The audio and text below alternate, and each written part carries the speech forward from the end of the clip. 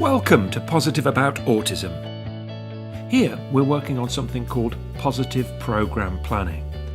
It's a tool to manage how much demand gets placed on a person we're supporting. Demand in the form of activity, like tasks, chores, learning opportunities, or leisure. The tool uses a colour system. People with autism only have so much coping to go round, and the colour system helps us keep track of how that coping is getting used up during activity. Ultimately, we want a balanced, structured programme that doesn't get the person overloaded. Some things are real anxiety provokers. Let's flag those red. These are the activities where the person has the least confidence or skill.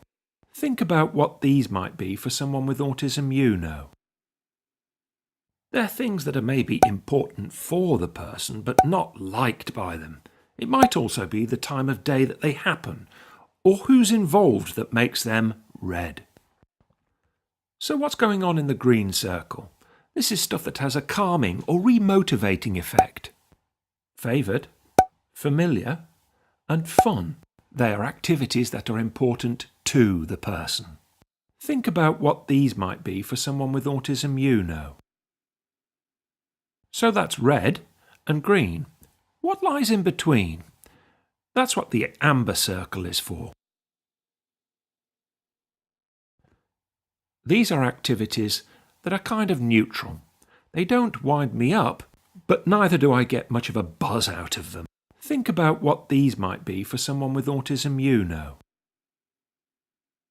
I might need a bit of prompting here. I wouldn't automatically elect to do these things. They might be old red things that I've got used to, or green activities that don't float my boat these days. So what do we do once we've got everything mapped out? Well, now it's time to measure up and see if there are changes needed in how much demand is placed on a person's coping system. We might make some changes to what the person does and when. How much time in the red zone is possible? What's the balance like?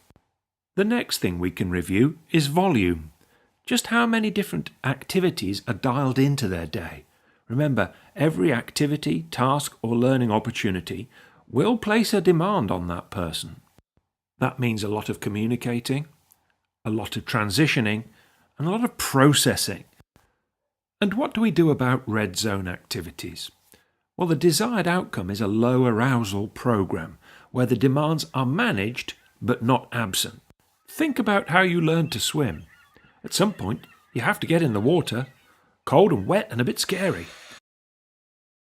That's why we start at the shallow end, with help from someone who can already swim and knows how to help you.